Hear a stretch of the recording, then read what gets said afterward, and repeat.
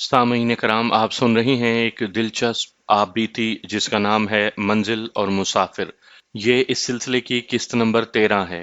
मुझे उम्मीद है आपको मेरी ये काविश पसंद आ रही होगी। आपने अगर अभी तक मेरा चैनल कहानी घर सब्सक्राइब नहीं किया तो अभी मेरे चैनल को सब्सक्राइब करके बेल नोटिफिकेशन ऑन कर लीजिए ताकि आने वाली हर नई कहानी की इत्तला बर वक्त आप तक पहुंच सके। वो तो मुझे देवता समझ रहे थे, लेकिन ये 600-700 अफराद का जो हजूम मेरे सामने मौजूद था, उसके मुतल्लिक मैं अभी कुछ नहीं बता सकता था कि वो क्या सोच रहा है और उन लोगों में किसका रद्द अमल कैसा है। मुझे मालूम था कि इन लोगों में अक्सरियत उन लोगों की है जो समीउल्लाह के मुअत्तक़िद और मुरीद थे, और उन्हें यकीन था कि समीउल्लाह के हाथ में कोई गैबी ताकत है। अगर मेरे हाथ में राइफल ना होती और मैं समीउल्लाह और उसके 4 मुहाफिजों को चाकू या किसी और हथियार से मार डालता, तो ये लोग मुझ पर टूट पड़ते और मेरे जिस्म की बोटी बोटी कर देते। मैं उन लोगों को बताना चाहता था कि वो जिसे पीरो मुर्शद और ना जाने क्या क्या समझते हैं, वो फरेबकार और गुनहगार था, और वो उन पर इन 4 गुंडों के जोर पर हुकूमत कर रहा था। लेकिन मैंने पहले ये देखना था कि ये लोग मेरी बात को कबूल करेंगे भी या नहीं। हकीकत यह है कि जो मुझे आज तक याद है कि मुझे खुद अपने मुतल्लिक मालूम नहीं था कि मैं क्या सोच रहा हूँ। ख्यालों का एक रेला आता था और जहन में से गुजर जाता था। मैं गुनाहगार जरूर था, मैं कातिल नहीं था। जिंदगी में पहला जो कत्ल किया था वो सदीक को गोली मारी थी। ये पहली तफसील मैं आपको सुना चुका हूँ कि सद्दीक को मैंने गोली सर में क्यों और किन हालात में मारी थी। मैं उसे कत्ल ही कहता हूँ, लेकिन ये एक नेकी भी थी। मैंने सद्दीक को बड़ी ही बुरी अजियत से निजात दिलाई थी। बहरहाल वो एक इंसान था जिसे जीने का हक हासिल था, लेकिन वो जिस हालत में जिंदगी के दिन पूरे कर रहा था, वो हालत देखने वालों के लिए या कम अज कम मेरे लिए नाकाबिले बर्दाश्त थी। सद्दीक उसे किस तरह बर्दाश्त करता होगा। अब मैंने 5 आदमियों को और कत्ल कर डाला था। वहां ऐसा खतरा बिल्कुल नहीं था कि मैं गिरफ्तार हो जाऊंगा और अदालत से मुझे सजाए मौत मिल जाएगी। खतरा यह था कि अभी तो मैं जज्बात की गर्मा गर्मी में था। क्या इसके बाद भी मैं 5 इंसानों का खून हजम कर सकूंगा? ये था वो खतरा जो मेरे सामने आन खड़ा हुआ था। मेरे सामने 5 लाशें पड़ी हुई थीं और खून चबूतरे पर फैल गया था। मैंने वांग को अपने पास बुलाया। समीउल्लाह और उसके 4 साथियों की लाशें देखकर वांग के चेहरे पर रौनक आ गई थी। वो इधर-उधर खुशी से फुदकता फिर रहा था। उसे यह इत्मीनान भी था कि मैंने उसे अपना मोअत्तमद बना लिया था। मैंने तानी और उसके छोटे भाई की तरफ इशारा करके कहा कि इन्हें कहो कि वो मेरे कदमों से उठें और उधर बैठ जाएं। उसने उन्हें वहां से उठा दिया और कहा कि वो चबूतरे के एक कोने पर जा बैठें। मैं एक सोच में पड़ा हुआ हूँ वांग, मैंने कहा। मैं मालूम करना चाहता हूँ कि ये सब लोग मेरे मुतल्लिक और समीउल्लाह के कत्ल के मुतल्लिक क्या सोच रहे हैं। मालूम करो कि इन्हें समीउल्लाह का मर जाना और इन गुंडों का मारे जाना अच्छा लगा है या बुरा। मैं अभी मालूम करता हूँ, वांग ने कहा। एक काम और करो वांग, मैंने कहा। इन लोगों से कहो कि चुपचाप बैठे रहें और शोर शराबा ना करें। इन्हें जो बात कहनी है वो तुम्हारी मार्फत मुझसे कहें। वांग ने लोगों की तरफ मुंह करके अपनी जबान में बात की। उसने खामोश होकर सब पर नजर दौड़ाई। इतना बड़ा हजूम जो आपस में खुसर फुसर कर रहा था और बाज आदमी ऊंचा भी बोल रहे थे। उस हजूम का ये हाल हो गया कि जैसे वहां कोई इंसान है ही नहीं।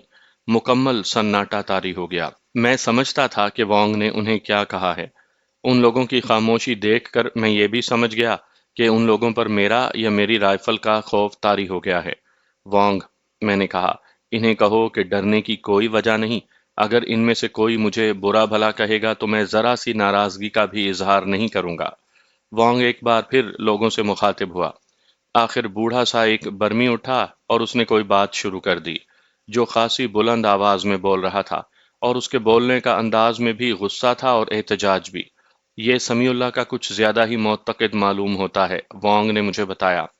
इसने कहा है कि या हजरत हमारे पीरो मुर्शद थे, और ये उन्हीं की बरकत थी कि हम सब रंगून से यहाँ तक बखैर खूबी पहुँच गए हैं और बड़ी अच्छी महफूज जिंदगी गुजार रहे हैं।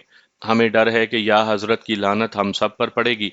अगर या हजरत ना होते तो हम रंगून से जिंदा ना निकल सकते और हमारी बेटियां जापानियों के पास होती। 3-4 और बर्मी उठ खड़े हुए। उन्होंने इकट्ठे ही बोलना शुरू कर दिया। वो भी गम और गुस्से का इजहार कर रहे थे। वांग ने मुझे बताया कि वो उस बूढ़े की तायद में बोल रहे हैं। फिर एक और बर्मी उठा। اس نے بازو لہرا لہرا کر اور بڑے ہی جوش و خروش سے کوئی بات کہی۔ وہ بار بار اس بوڑھے اور اس کی تائید میں بولنے والوں کی طرف اشارے کرتا تھا۔ یہ آدمی ان کی مخالفت میں بول رہا ہے، وانگ نے مجھے بتایا۔ یہ آدمی بوڑھے سے کہہ رہا ہے کہ تمہاری ایک بہو کئی بار سمیع اللہ کے پاس گئی ہے اور اس نے رات وہیں گزاری ہے۔ پھر یہ آدمی کہتا ہے کہ ان لڑکیوں کو، جو ان عورتوں کو ہم رنگون جاپانیوں سے بچا کر لائے ہیں، لیکن ان کی عزت یہاں بھی محفوظ نہیں۔ سمیع اللہ کو جو بھی کوئی لڑکی اچھی لگتی تھی، اسے سب کے سامنے اپنے ساتھ اپنے جھونپڑے میں لے جاتا تھا اور اس کو صبح واپس بھیجتا تھا۔ پھر اس آدمی نے کہا کہ سمیع اللہ کے یہ چار آدمی جو پیشہ ور ڈاکو اور قاتل تھے، اس بستی میں من مانی کر رہے تھے۔ کسی کی بیٹی ان چاروں سے محفوظ نہیں تھی۔ پھر اس آدمی نے کہا کہ سمیع اللہ مارا گیا ہے۔ پھر یہ حالت ہو گئی کہ ہجوم سے کئی آدمی اٹھے اور وہ اس طرح ایک دوسرے کے ساتھ بحث کرنے لگے جیسے لڑ رہے ہوں۔ وانگ نے مجھے بتایا کہ ان میں کچھ آدمی سمیع اللہ کے حق میں اور دوسرے اس کے خلاف بول رہے ہیں۔ صاحب، وانگ نے مجھے کہا، آپ اپنا حکم چلائیں، ان لوگوں کی نہ سنیں۔ یہ ان پڑھ اور پسماندہ لوگ ہیں۔ میں آپ کو بتاتا ہوں کہ سمیع اللہ اور اس کے ان چار گنڈوں کا مارے جانے کا بہت ہی اچھا واقعہ ہے۔ ان لوگوں کی رائے اور مشورے نہ لیں۔ میں نے وانگ سے کہا کہ میں ان لوگوں سے مخاطب ہوتا ہوں، وہ یوں کرے کہ میں اردو میں بولوں گا اور جب میرا ایک فقرہ ختم ہو تو وہ اس کا اپنی زبان میں ترجمہ کر کے ان لوگوں کو بتائے کہ میں نے کیا کہا ہے۔ میرے بزرگوں، میرے بھائیوں اور دوستوں، میں نے لوگوں سے مخاطب ہو کر کہنا شروع کیا، تم میں زیادہ تر لوگ مسلمان ہیں۔ میں نے تم میں سے کسی ایک کو بھی نماز پڑھتے نہیں دیکھا۔ میرا خیال ہے کہ اس یا حضرت نے، جس کا اصل نام سمیع اللہ تھا، ہمیں خدا کے راستے سے ہٹا دیا تھا اور اس نے تمہیں یہ بتایا تھا کہ تم صرف سمیع اللہ کی عبادت کرو۔ مسلمان کے لیے خدا سے ہٹ کر خدا کے کسی بندے کی عبادت کرنا گناہ کبیرہ ہے۔ اس شخص نے تمہارے دماغوں میں یہ غلط بات ڈال رکھی تھی کہ اس کے قبضے میں چار جن ہیں اور یہ حضرت سلیمان کا خلیفہ ہے۔ میں نے اسے گولی مارنے سے پہلے کہا تھا کہ اگر تمہارے قبضے میں جنات ہیں تو انہیں بلا لو کہ وہ تمہیں مجھ سے بچا لیں۔ میں نے اس کے جنات کا انتظار کیا، لیکن یہ شخص مجھ سے ڈرتا رہا اور کہتا رہا کہ میں رائفل نیچے کر لوں۔ میں نے اسے تمہارے سامنے گولی مار کر مار ڈالا۔ اگر اس کے قبضے میں جنات ہوتے تو وہ فوراً اس کی مدد کو پہنچتے، لیکن یہ سب جھوٹ تھا۔ اگر اس کے پاس چار جنات تھے تو وہ یہی غنڈے، ڈاکو اور قاتل تھے جنہیں میں نے مارا ہے۔ ان کی تعداد بھی چار ہے۔ میں تم لوگوں کو سچ بتاتا ہوں کہ اس نے مجھے کہا تھا کہ تمہارے پاس رائفل ہے، میرے ساتھ یہیں رہو تاکہ لوگ اس سے ڈرتے رہیں۔ اس نے مجھے کہا تھا کہ اس بستی کی جس لڑکی پر ہاتھ رکھو گے وہ میرے حکم سے رات کو تمہارے پاس آ جائے گی۔ وانگ میری باتیں برمی زبان میں ساتھ ساتھ ان لوگوں کو سناتا جا رہا تھا۔ میں نے تمہاری عزت محفوظ کر دی ہے، میں نے کہا۔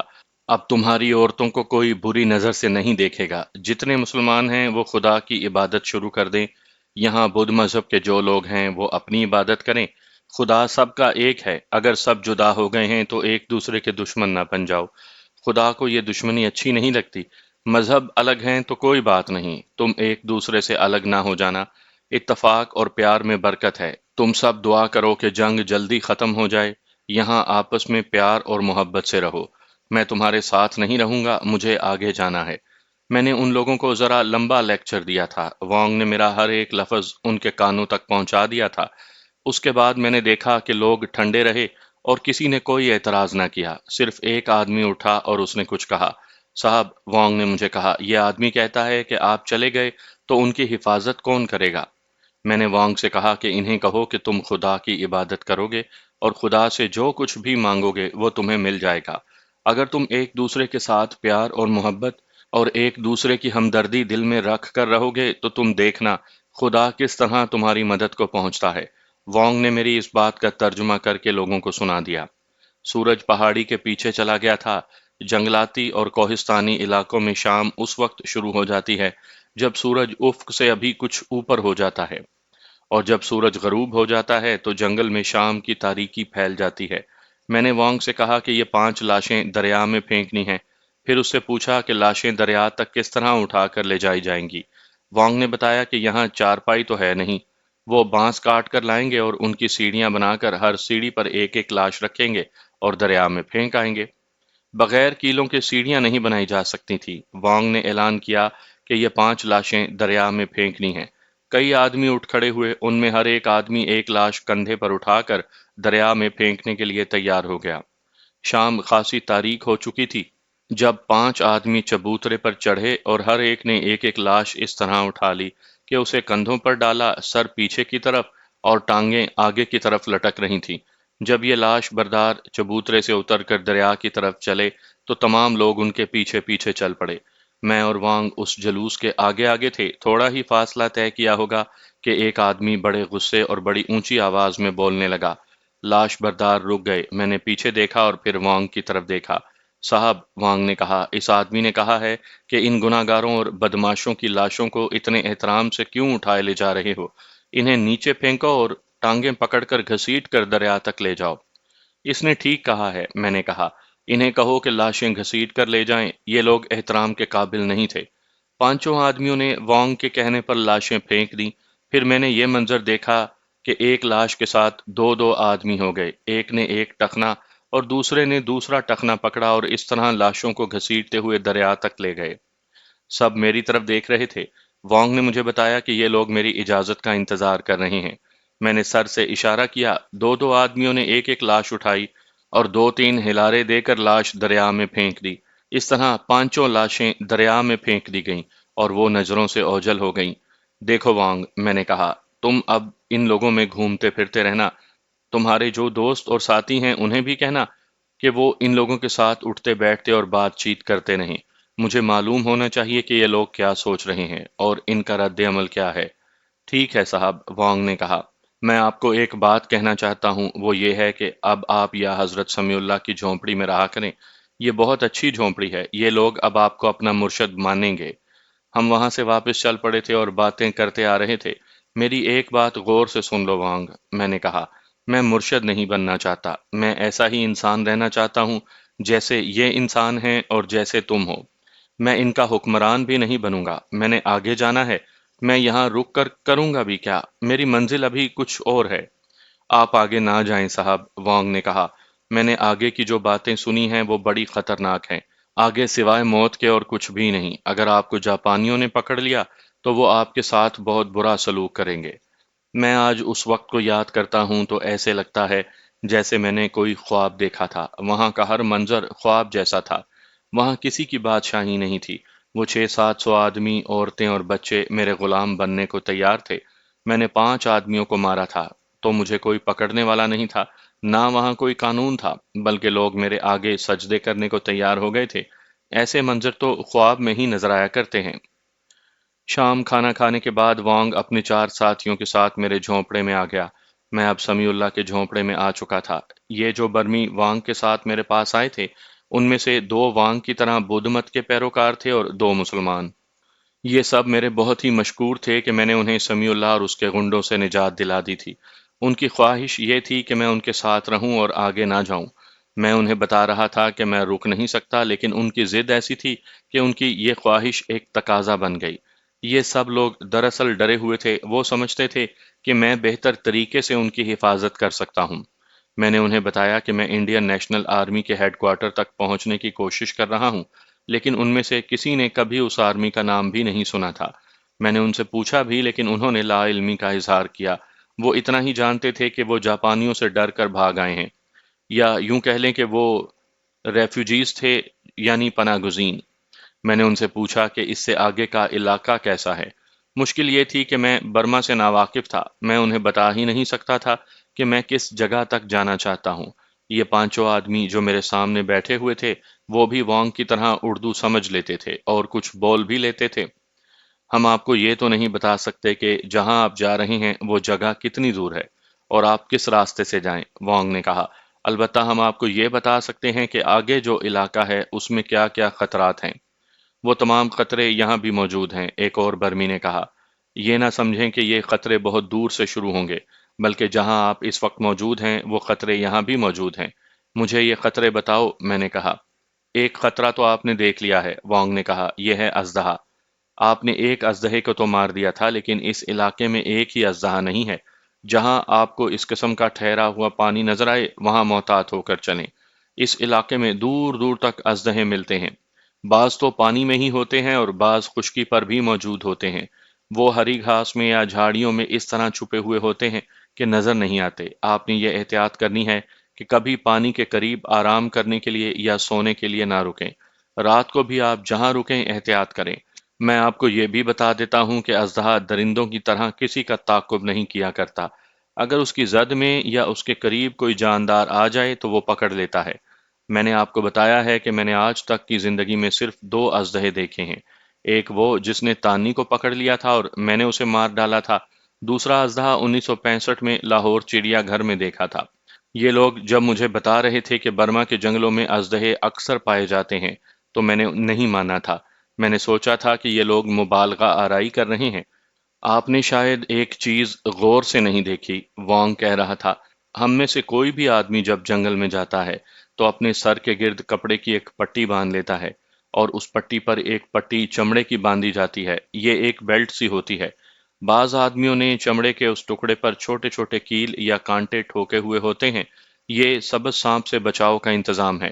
اس سانپ نے صرف ماتھے پر کاٹنا ہوتا ہے۔ اگر آپ نے یہ پٹی یا بیلٹ نہ باندھی تو آپ اس سانپ کا شکار ہو جائیں گے۔ یہ سانپ اتنا زہریلا ہوتا ہے کہ آدھے گھنٹے کے اندر اندر اس کا ڈسا ہوا انسان مر جاتا ہے۔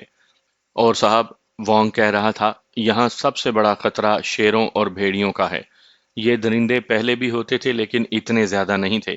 یہ تمام ملک کے جنگلوں میں پھیلے ہوئے تھے۔ اب چونکہ ہر طرف جنگ لگی ہوئی ہے، اس لیے سارے جنگلوں کے درندے اس طرف آ گئے ہیں، کیونکہ اس طرف انہیں کوئی دھماکہ سنائی نہیں دیتا۔ ہم سب کے لیے یہ خطرہ بن گیا ہے۔ ہماری اس بستی کے ارد گرد بھی یہ درندے موجود ہیں لیکن قریب نہیں آتے۔ انہیں شکار مل جاتا ہوگا، میں نے کہا۔ میں اتنا جانتا ہوں کہ بھوکا شیر انسانوں سے ڈرا نہیں کرتا، وہ انسانوں پر بھی حملہ کر دیتا ہے۔ ان کے لیے شکار بہت ہے، وانگ نے کہا۔ خرگوش بہت ہیں اور بلی جتنے بڑے بڑے چوہے بھی ان جنگلوں میں بہت پائے جاتے ہیں۔ بکرے کی نسل کا ایک جانور بھی ان جنگلوں میں پایا جاتا ہے۔ ہرن بھی مل جاتے ہیں۔ ان جنگلوں میں بندر اور لنگور بھی بہت ملتے ہیں۔ ہم نے سنا ہے کہ شیر کو کوئی شکار نہ ملے تو وہ بھیڑیے کو ہی پکڑ کر کھا لیتا ہے۔ بندروں اور لنگوروں کو بھی یہ درندے اپنی خوراک بنا لیتے ہیں۔ آپ کے پاس رائفل ہے صاحب، ایک اور آدمی بولا۔ آپ اپنی حفاظت کر سکتے ہیں، لیکن آپ کو احتیاط کرنی پڑے گی کہ اچانک پیچھے سے کوئی درندہ آپ پر حملہ نہ کر دے۔ یہاں قریب سے کوئی سڑک تو گزرتی ہوگی، میں نے کہا۔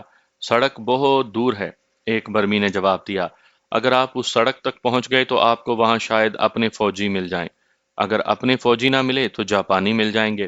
میں نے سوچا کہ فوجی اپنے ملیں یا جاپان کے، میرے لیے دونوں خطرناک ہوں گے، کیونکہ اپنے فوجی ملے تو وہ مجھے اپنے کسی افسر کے سامنے پیش کریں گے، اور میں جب اسے بتاؤں گا کہ میں اپنی بٹالین سے بھٹک گیا تھا تو وہ نہیں مانے گا۔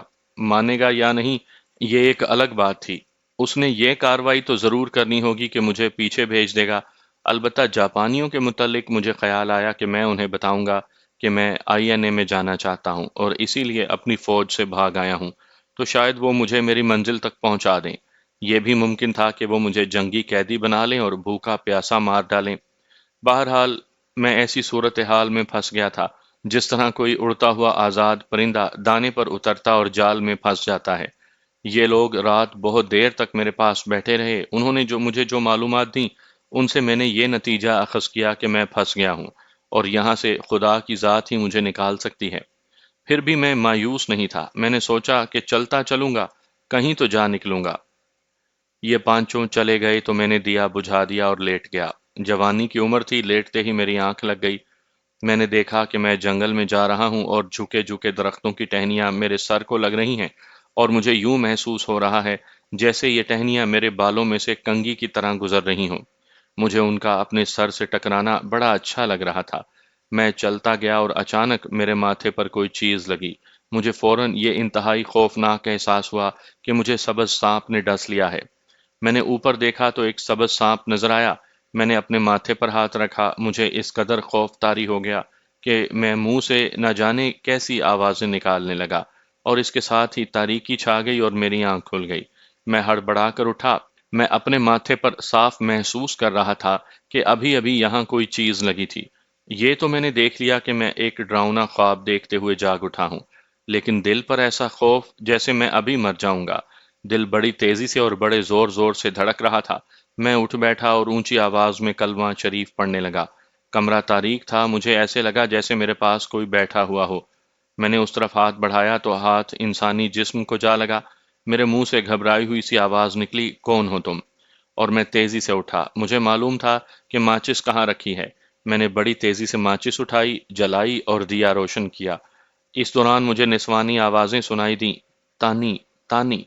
میں یہ دیکھ کر حیران رہ گیا کہ تانی میرے بستر کے قریب بیٹھی تھی۔ میں نے سکون کا سانس لیا۔ میں نے اپنے ماتھے پر ہاتھ رکھا اور پھر ہاتھ کو دیکھا۔ یہ احساس ابھی تک موجود تھا کہ سبز سانپ نے مجھے پیشانی پر کاٹا ہے۔ میں بستر پر جا بیٹھا۔ تم اس وقت کیوں آئی ہو؟ میں نے تانی سے پوچھا۔ اس نے اس طرح سر ہلایا جس کا مطلب غالباً یہ تھا کہ وہ میری زبان نہیں سمجھتی تھی۔ اس نے ہاتھ جوڑ دیا اور اس کے ہونٹوں پر مسکراہٹ آ گئی۔ میں نے ایک بار پھر ماتھے پر ہاتھ رکھا اور ہاتھ کو دیکھا۔ تانی شاید سمجھ گئی تھی کہ میں نے اپنے ماتھے پر کسی چیز کا لمس محسوس کیا ہے۔ اس نے اپنے سینے پر ہاتھ رکھا، پھر اپنے ہونٹوں پر دو انگلیاں رکھیں اور پھر یہ انگلیاں میرے ماتھے پر رکھیں۔ میں اس کا یہ اشارہ سمجھ گیا۔ میں جب سویا ہوا تھا تو اس نے میرا ماتھا چوما تھا۔ وہ میرے قریب سے رک آئی۔ اس نے ہاتھ جوڑے ہوئے تھے۔ وہ میرے آگے جھکتے جھکتے اتنی جھک گئی تھی کہ اس کے جڑے ہوئے ہاتھ اور پھر اس کی پیشانی اور ناک میرے پاؤں کو چھونے لگی۔ میں نے اس کے دونوں کندھوں پر ہاتھ رکھ کر اسے اٹھا دیا۔ اس نے ہاتھ بڑھا کر انگلیاں میرے بالوں میں الجھا لیں اور پھر میرے بالوں پر ہاتھ پھیرنے لگی۔ اگر میری عقل نے صحیح رہنمائی کی تھی تو میں یہ سمجھا کہ میں جب سویا ہوا تھا تو یہ دبے پاؤں اندر آ کر میرے پاس بیٹھ گئی اور اس نے میرے بالوں پر ہاتھ پھیرا تھا اور نہ جانے کتنی دیر ہاتھ پھیرتی رہی تھی۔ یہاں سے میرا وہ خواب شروع ہوا تھا کہ میں درختوں کے نیچے سے گزر رہا ہوں اور درختوں کی جھکی ہوئی ٹہنیاں میرے بالوں کو چھو رہی ہیں۔ جب تانی نے میرا ماتھا چوما تو خواب میں مجھے یہ نظر آیا کہ سبز سانپ نے میرے ماتھے پر کاٹ لیا ہے۔ میرے لیے تانی نے اچھی خاصی مشکل پیدا کر دی۔ میں نے سوچا کہ اس کا باپ اسے اپنے جھونپڑے میں سے غیر حاضر دیکھ کر ادھر آ نکلا تو وہ مجھے بھی سمیع اللہ جیسا بدکار سمجھے گا۔ مشکل یہ تھی کہ تانی میری زبان نہیں سمجھتی تھی اور میں اس کی زبان سمجھنے سے معذور تھا۔ اس کے چہرے کے تاثرات بتا رہے تھے کہ وہ جذبات سے مغلوب ہو کر آئی ہے۔ یہ تو میں جانتا تھا کہ یہ لڑکی میری بہت مشکور اور ممنون ہے۔ میں نے اسے سمیع اللہ سے اور اس کے غنڈوں سے بچا لیا تھا اور اس کے باپ کو موت کے منہ سے نکالا تھا۔ میں نہ ہوتا تو اس کے باپ کی گردن کٹی ہوئی ہوتی اور یہ لڑکی سمیع اللہ کے جھونپڑے میں ہوتی۔ دوسری مشکل جو اس لڑکی نے میرے لیے پیدا کرتی تھی وہ یہ تھی کہ وہ بہت ہی خوبصورت لڑکی تھی اور اس کی عمر بمشکل 16 سال تھی۔ میں فرشتہ نہیں تھا، میں ولی اللہ بھی نہیں اور صوفی بھی نہیں تھا، میں فوجی تھا اور جوان تھا۔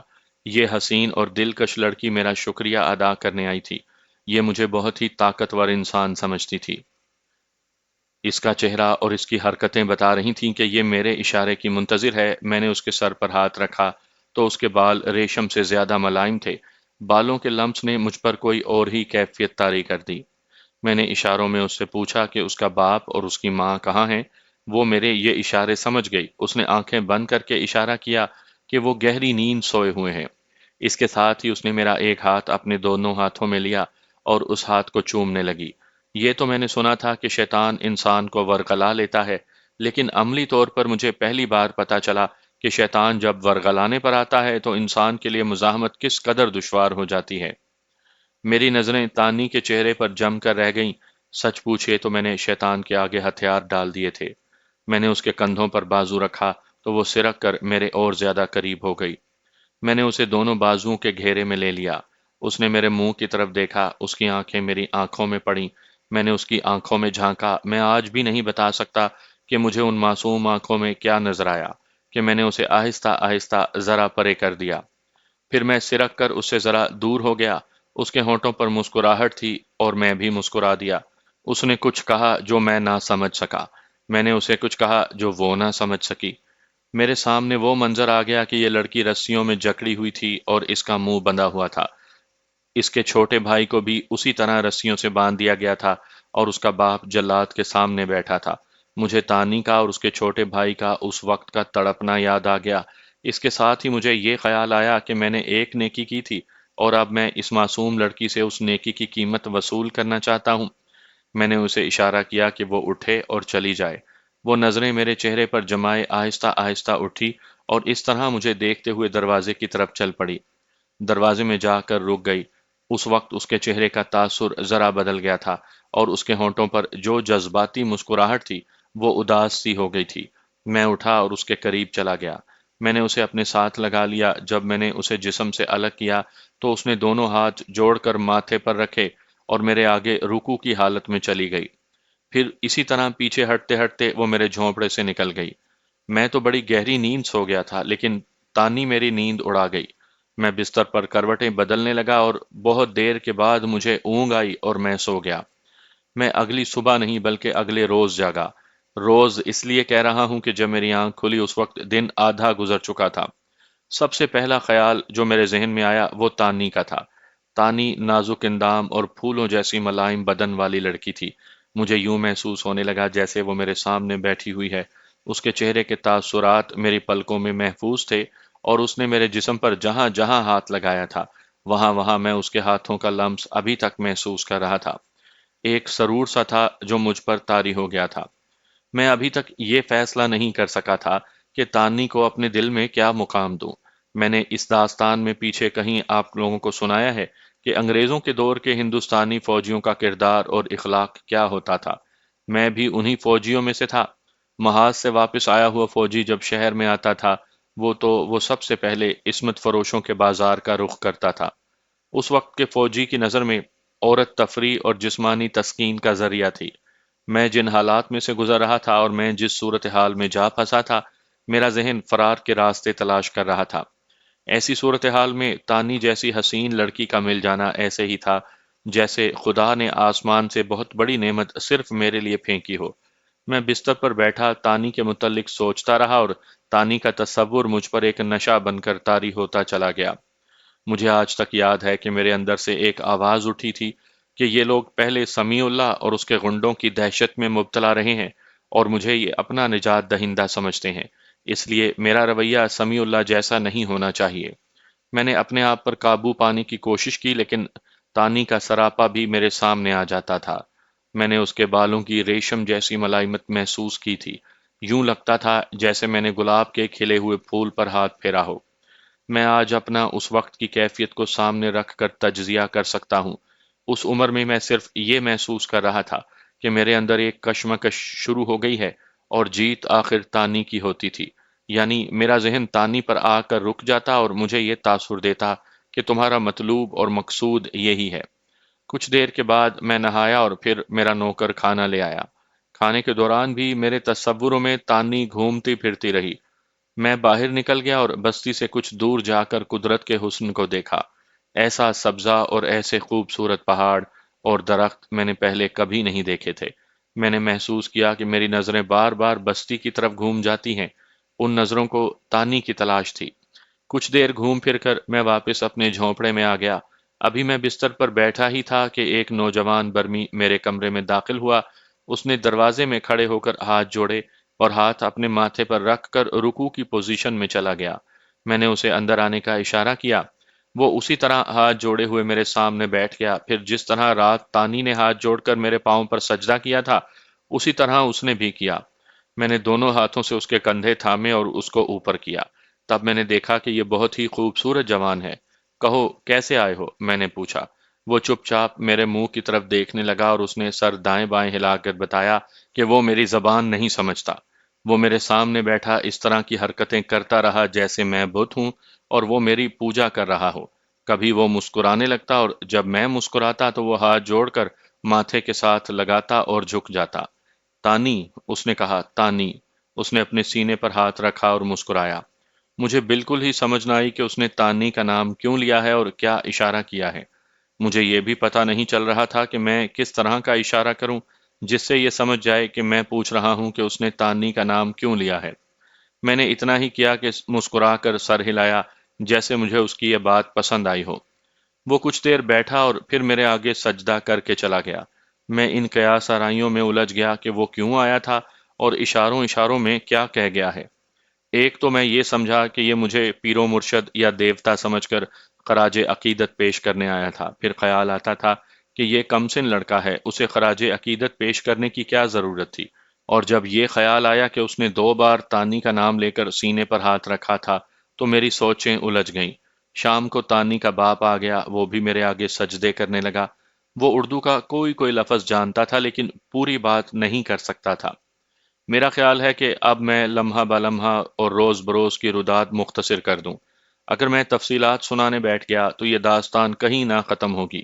آپ یہ سمجھیں کہ اگلے 3 4 دن میرا یہ معمول بن گیا کہ میں بستی میں اور بستی کے ارد گرد اور ایک بار پہاڑیوں کے پیچھے گیا اور پھر گھوم کر واپس آ گیا۔ کبھی تانی میرے پاس آ کر بیٹھ جاتی، اس کا انداز اور رویہ اور اس کی حرکات ویسی ہی ہوتی جیسے اس نے پہلی رات کی طرح کی تھی۔ وہ مجھے بڑی ہی سخت آزمائش میں ڈال رہی تھی۔ میری جگہ کوئی بھی ہوتا تو وہ یہی کہتا کہ لڑکی مجھے دعوت گناہ دے رہی ہے۔ میں یہی سمجھ سکتا تھا کہ میں نے اس پر جو احسان کیا تھا وہ اس کے صلے میں اپنا آپ پیش کر رہی تھی، لیکن میں ایک کشمکش میں مبتلا ہو گیا تھا۔ تانی میرے کمرے سے نکلتی تو کچھ دیر بعد وہ خوبصورت نوجوان آ جاتا اور مجھے بت سمجھ کر میری پوجا کرتا اور چلا جاتا۔ اس نے اپنا نام یوون بتایا تھا۔ لڑکا جاتا تو تانی کا باپ اور کبھی اس کی ماں اور ایک دو مرتبہ یوون کا باپ آ گیا۔ میں نے آخر تنگ آ کر وانگ سے ذکر کیا۔ میں پہلے سوچتا ہی رہا تھا کہ وانگ کو تانی کے سلسلے میں اعتماد میں لوں یا نہ لوں، لیکن میں مجبور ہو گیا کہ کچھ سمجھنے کے لیے مجھے وانگ کی رہنمائی لینی پڑی۔ صاحب، وانگ نے کہا، مجھے اور میرے دوستوں کو معلوم ہے کہ تانی اور یوون آپ کے پاس آتے ہیں۔ مجھے یہ بھی معلوم ہے کہ ان دونوں کے باپ بھی آپ کے پاس آتے ہیں۔ بات دراصل یہ ہے کہ تانی اور یوون کی آپس میں ایسی محبت ہے جسے بستی کا ہر فرد اور بچے بھی جانتے ہیں۔ وہ شادی کرنا چاہتے ہیں اور دونوں کے والدین کی بھی یہی خواہش ہے۔ آپ کے پاس وہ اس لیے آتے ہیں کہ آپ کو انہوں نے دیوتا کا درجہ دے دیا ہے۔ وہ پہلے آپ کی پوجا کر کے آپ کو خوش کر رہے ہیں، پھر انہوں نے آپ سے اجازت لینی ہے کہ یہ شادی کر لیں۔ دراصل بات یہ ہے صاحب، یا حضرت سمیع اللہ نے ان لوگوں پر اپنا قانون ٹھوسا ہوا تھا۔ اس کی مرضی کے بغیر کوئی شادی نہیں کر سکتا تھا۔ یہ لوگ سمجھتے ہیں کہ آپ بھی وہی قانون چلائیں گے۔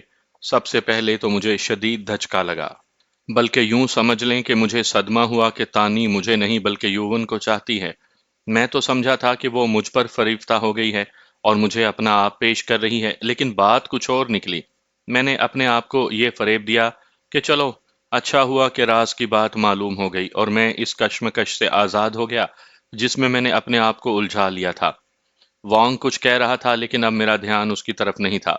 میری بات سنو وانگ، میں نے کہا، ان لوگوں سے کہو کہ اب یہاں سمیع اللہ والا قانون نہیں چلے گا۔ انہیں بتا دو کہ یہ سب آزاد ہیں اور صرف اپنے مذہب کے قانون کی پابندی کریں۔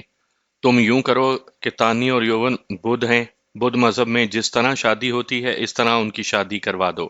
میری طرف سے اجازت ہے کہ ہر کسی کو جس کام کو وہ جائز سمجھتا ہے کرے۔ مجھے خیال آیا کہ ان لوگوں کے اوپر کوئی نہ کوئی حاکم یا رہنما ہونا چاہیے جو ان لوگوں کے مسائل اور امور اور تنازع سنے اور فیصلے کرے۔ میرے پیش نظر اپنے دیہاتی معاشرے کی پنچایت تھی۔ میں نے وانگ کے ساتھ اس کا ذکر کیا تو اس نے اور اس کے ساتھیوں نے بھی میرا یہ مشورہ پسند کیا۔ اسی رات میں نے 6 7 معمر اور دانش مند آدمیوں کو بلا کر ایک پنچایت بنا دی۔ ان میں اکثریت مسلمانوں کی تھی اور 2 بدھ تھے۔ ساری بستی کو اکٹھا کر کے میں نے وانگ کی معرفت بتایا کہ اب یہ بزرگ تمہارے مسئلوں کے، جھگڑوں کے اور بیاہ شادیوں کے فیصلے کیا کریں گے۔ اس رات تانی میرے کمرے میں آئی تو وہ اس قدر خوش تھی کہ بچوں کی طرح میرے ساتھ حرکتیں کرنے لگی۔ مجھ پر اس کی خوشی کی حقیقت واضح ہو چکی تھی، اس لیے صرف میں مسکراتا رہا۔ میں اعتراف کرتا ہوں کہ مجھے افسوس بھی ہوا کہ میں اس لڑکی کو جو سمجھا تھا وہ بالکل ہی غلط سمجھا تھا۔ تانی میری نہیں تھی، وہ یوون کی تھی اور اسے ایسے ہی نوجوان کا انتخاب کرنا چاہیے تھا۔ جنگ بہت دور لڑی جا رہی تھی، اتنی دور کہ جنگل کے ہلکے دھماکے بھی سنائی نہیں دیتے تھے۔ میں تو جنگ کو بھول ہی گیا تھا اور کبھی تو مجھے ایسا خیال بھی آ جاتا تھا کہ میں انہی جنگلوں میں پیدا ہوا تھا اور انہی جنگلوں میں گھومتا بھٹکتا مر جاؤں گا۔ مجھے احساس ہے کہ مجھ پر جو کیفیت طاری ہوتی چلی جا رہی تھی وہ میں الفاظ میں بیان نہیں کر سکا، اور کیفیت بیان کی بھی نہیں جا سکتی۔ بعض احساسات کو الفاظ کے سانچے میں ڈھالا ہی نہیں جا سکتا۔ میں جنگ کو بھول ہی گیا تھا، لیکن ایک روز جنگ اچانک ہی ہماری بستی میں پہنچ گئی۔ دن کا پچھلا پہر تھا، میں اپنے کمرے میں وانگ اور اس کے 3 4 ساتھیوں کے ساتھ ادھر ادھر کی باتیں کر رہا تھا۔ اچانک بستی میں شور اٹھا، شور بھی ایسا جیسے بہت بڑی مصیبت نازل ہو گئی ہو۔ میں نے رائفل اٹھائی اور ہم سب اس طرح کمرے سے باہر نکلے جس طرح توپوں کے دہانوں سے گولے نکلتے ہیں۔ باہر یہ منظر تھا کہ بستی کی ساری آبادی ایک جگہ اکٹھی تھی اور ہر کسی کی نظریں آسمان پر لگی ہوئی تھیں۔ مجھے یہ یاد آیا کہ میں نے ہلکی ہلکی گونج کمرے میں سنی تھی لیکن توجہ نہیں دی تھی۔ میں نے اوپر دیکھا تو ایک فائٹر ہوائی جہاز نظر آیا جو ڈول رہا تھا اور اس میں ہلکا ہلکا سفید دھواں نکل رہا تھا۔ ہوائی جہاز ایک طرف مڑا، اس کی بلندی میرے اندازے کے مطابق 10-12 ہزار فٹ ہوگی۔ ہوائی جہاز میں سے ایسی آوازیں نکلنے لگیں جیسے انجن میں کوئی خرابی ہوئی ہو۔ جہاز نے ایک چکر لگایا، میں نے پائلٹ کو ہوائی جہاز میں سے نکلتے دیکھا۔ فائٹر جہازوں کی سیٹ جسے کاک پٹ کہتے ہیں اوپر ہوتی ہے۔ پائلٹ اوپر کو اٹھا اور اس نے بائیں کو جمپ لی۔ ہوائی جہاز آگے کو نکل گیا اور 2-3 منٹ کے بعد پائلٹ کا پیراشوٹ کھل گیا اور وہ آہستہ آہستہ نیچے آنے لگا۔ ادھر ہوائی جہاز ناک کے بل ہو گیا اور اسے ہم سب نے دریا میں گرتے دیکھا۔ ہم سب کی نظریں پائلٹ کی طرف لگی ہوئی تھی۔ وہ پیراشوٹ کے نیچے بندھا ہوا نیچے آ رہا تھا۔ بستی کے تقریباً تمام آدمی اس کی طرف دوڑ پڑے۔ مجھے اچانک ایک خیال آ گیا، وہ یہ کہ میرے پاس رائفل تھی۔ میں وردی میں تو نہیں تھا لیکن رائفل سے میں پہچانا جا سکتا تھا کہ میں فوجی ہوں۔ مجھے یہ بھی معلوم تھا کہ پائلٹ انگریز ہوگا اور میں یہ بھی جانتا تھا کہ ایئر فورس کے پائلٹ افسر ہوتے ہیں۔ لوگ تو پائلٹ کی طرف دوڑے اور میں اپنے جھونپڑے کی طرف دوڑا۔ رائفل بستر کے نیچے چھپا دی اور میں جھونپڑے سے دوڑتا ہوا نکلا۔ میں نے سویلین کپڑے پہن رکھے تھے اور میں نے سوچ لیا تھا کہ یہ پائلٹ مجھ سے پوچھے گا کہ میں ہندوستانی ہوں اور ان لوگوں میں کیسے رہ رہا ہوں تو میں کیا جواب دوں گا۔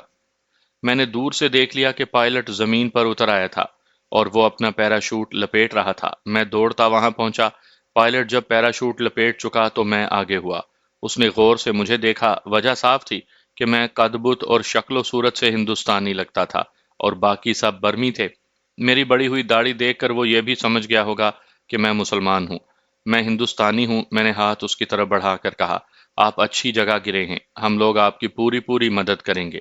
اس نے مسکرا کر میرے ساتھ ہاتھ ملایا۔ اس نے بتایا کہ وہ RAF یعنی رائل ایئر فورس کا فلائٹ لیفٹیننٹ ہے۔ RAF برطانیہ کی ایئر فورس کا نام تھا جو اب بھی ہے۔ میں اس کے ساتھ انگریزی میں بات کر رہا تھا۔ فوج کے انگریز افسر اردو بول لیتے تھے اور سمجھتے بھی تھے، لیکن ایئر فورس اور نیوی کے انگریز افسر اردو نہیں جانتے تھے۔ میں اسے اپنے ساتھ لے آیا۔ 2 آدمیوں سے کہا کہ وہ اس کا پیراشوٹ اٹھا لیں۔ پیراشوٹ وانگ اور اس کے 2 ساتھیوں نے اچھی طرح لپیٹ کر اٹھا لیا۔ میں وانگ کے پاس گیا اور اسے کہا کہ اس انگریز کو یہ پتہ نہ چلنے دینا کہ میں فوجی ہوں۔ اسے اپنے جھونپڑے میں لانے کے بجائے میں اسے اس جھونپڑے میں لے گیا جو مجھے سمیع اللہ نے دیا تھا۔ میرے کہنے پر وہاں فرش پر بستر بچھا دیا گیا اور میں نے پائلٹ کو اس بستر پر بٹھا دیا۔ وانگ دوڑا گیا۔ وہ کچھ دیر بعد پانی، چائے اور کچھ کھانے کے لیے لے آیا۔ مجھے انگریزی بولنے کی مشق نہیں تھی اس لیے میں رک رک کر بولتا تھا۔ انگریزی اس کی مادری زبان تھی اس لیے وہ ذرا تیز بولتا تھا۔ میں نے اسے کہا کہ وہ ذرا آہستہ اور صاف بولے تاکہ میں اس کی بات اچھی طرح سمجھ سکوں۔ وہ زندہ دل آدمی معلوم ہوتا تھا۔ وہ ہنسا اور اس نے کہا کہ وہ آرام آرام سے بولے گا۔ میں نے اس سے پوچھا کہ وہ یہاں تک کس طرح آ گیا ہے۔ اس نے بتایا کہ جاپانی برما سے پیچھے ہٹ رہے ہیں۔ انگریزوں اور امریکنوں نے مل کر جوابی حملہ کیا ہے۔ میں نے اسے پوچھا کہ یہاں سے جنگ کتنی دور لڑی جا رہی ہے۔ اس نے جو فاصلہ بتایا وہ 150 میل کے لگ بھگ تھا۔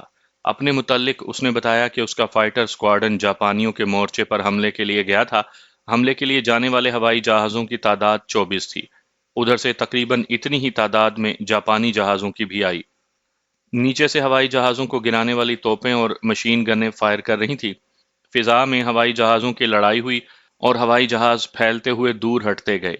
یہ فلائٹ لیفٹیننٹ کچھ زیادہ ہی دور نکل آیا۔ اس نے بتایا کہ اس کے پیچھے 2 جاپانی ہوائی جہاز لگے ہوئے تھے۔ اس وقت تک یہ فلائٹ لیفٹیننٹ جاپانیوں کے 2 ہوائی جہاز گرا چکا تھا۔ آخر اس فلائٹ لیفٹیننٹ کی 3 گنوں کا ایمونیشن ختم ہو گیا۔ اس نے اپنے ہوائی جہاز کے بچاؤ کا یہ انتظام کیا کہ اس نے ہوائی جہاز کو غوطے میں ڈال دیا اور درختوں کی بلندی تک پہنچ گیا۔ اسے توقع یہ تھی کہ یہ وادیوں میں چھپتا چھپاتا اڑے گا اور جاپانی ہوا باز واپس چلے جائیں گے، لیکن جاپانی واپس نہ گئے۔ فلائٹ لیفٹیننٹ نے جہاز بلندی پر کھینچا تو جاپانی پھر اس کے تعاقب میں آ گئے اور اس کے انجن میں کہیں گولیاں لگ گئیں۔ اس نے مجھے سنایا کہ شاید جاپانیوں کا بھی ایمونیشن ختم ہو گیا تھا، اس لیے وہ واپس چلے گئے۔ یہ پائلٹ اتنی دور آ گیا تھا کہ اسے یہ بھی خیال نہ رہا کہ وہ کہاں آن پہنچا ہے۔ گنوں میں ایمونیشن نہیں رہا تھا اور جب اس نے پیٹرول دیکھا تو اس کی سوئی بھی خطرناک حد تک نیچے آ گئی تھی۔ اس کے علاوہ جو مشکل اس کے لیے پیدا ہوئی وہ یہ تھی کہ انجن گڑبڑ کرنے لگا تھا۔ کبھی تو انجن بند ہو جاتا اور 1-2 سیکنڈ کے بعد خود ہی چل پڑتا۔ یہی وجہ تھی کہ یہ ہوائی جہاز ڈول رہا تھا۔ پھر انجن میں سے سفید دھواں نکلنے لگا۔ اب اس پائلٹ کے لیے یہی ایک چارہ رہ گیا تھا کہ وہ ہوائی جہاز میں سے نکل آئے۔ اس وقت وہ ہماری بستی کے اوپر تھا۔ اس نے کاکپٹ اوپر سے کھولی اور ہوائی جہاز سے نکل آیا۔ اس طرح اس کی جان بھی بچ گئی۔ کیا تم نے یہاں یا اس علاقے میں کہیں بھی کوئی جاپانی فوجی دیکھا ہے؟ اس نے مجھ سے پوچھا۔ نہیں، میں نے جواب دیا۔ یہ جگہ جنگ سے محفوظ ہے اور جیسا آپ خود بتاتے ہیں کہ یہ جگہ مورچوں سے کم و بیش 150 میل دور ہے۔ اب آپ واپس کس طرح جائیں گے؟ میرا وائرلیس سسٹم بھی خراب ہو گیا تھا، اس لیے میں اپنے اسکواڈرن کمانڈر کو اور اپنے بیس کو بتا نہیں سکا تھا کہ میں کہاں ہوں۔ میں اتنا جانتا ہوں کہ میرا بیس کس طرف ہے۔ ایئر فورس فوج کے اگلے مورچوں سے بہت دور پیچھے ہوتی ہے۔ تم کون ہو؟ ان برمیوں میں تم کیا کر رہے ہو؟ میں رنگون میں کاروبار کرتا تھا، میں نے جھوٹ بولا۔ یہ سب لوگ رنگون کے رہنے والے ہیں۔ جب جاپانیوں نے حملہ کیا تو ہم سب وہاں سے بڑے اچھے وقت بھاگے اور یہاں پہنچ گئے۔ یہ بستی خالی پڑی تھی، ہم نے یہاں ڈیرے ڈال لیے۔ میں خوش قسمت ہوں کہ مجھے تم مل گئے ہو، اس نے کہا۔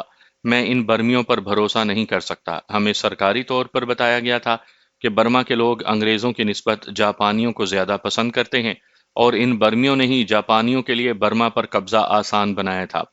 کیا تم واپس ہندوستان نہیں جانا چاہو گے؟ کیوں نہیں جانا چاہوں گا، میں نے کہا۔ میں تو یہاں ان لوگوں میں تنگ آ گیا ہوں۔ میرے لیے مشکل یہ ہے کہ مجھے معلوم ہی نہیں کہ کس سمت کو چلوں، اور اگر جاؤں بھی تو کس طرح اتنا لمبا سفر پورا ہوگا۔ میں سوچوں گا، اس نے کہا۔ میرے پاس اس علاقے کا نقشہ ہے جہاں ہم حملہ کرنے گئے تھے۔ میں نقشہ دیکھ کر یہ معلوم کرنے کی کوشش کروں گا کہ ہم کہاں ہیں۔ اس کے بعد ہم واپسی کا پروگرام بنائیں گے۔ اگر ہم دونوں اکٹھے چلیں تو سہولت بھی رہے گی۔ ابھی میں خود بھی یہی چاہتا ہوں کہ 3-4 روز یہیں رہوں۔ مجھے تو کچھ بھی معلوم نہیں، میں نے کہا۔ مجھے آپ جس طرح بھی کہیں گے میں آپ کا ساتھ دوں گا۔ میں نے صاف طور پر نوٹ کیا کہ یہ آفیسر فوج کے افسروں سے بالکل ہی مختلف تھا۔ ہو سکتا ہے کہ اس نے مجبوری کے تحت اپنا رویہ اور انداز دوستانہ کر لیا ہو۔ بہرحال یہ انگریز مجھے اچھا لگا۔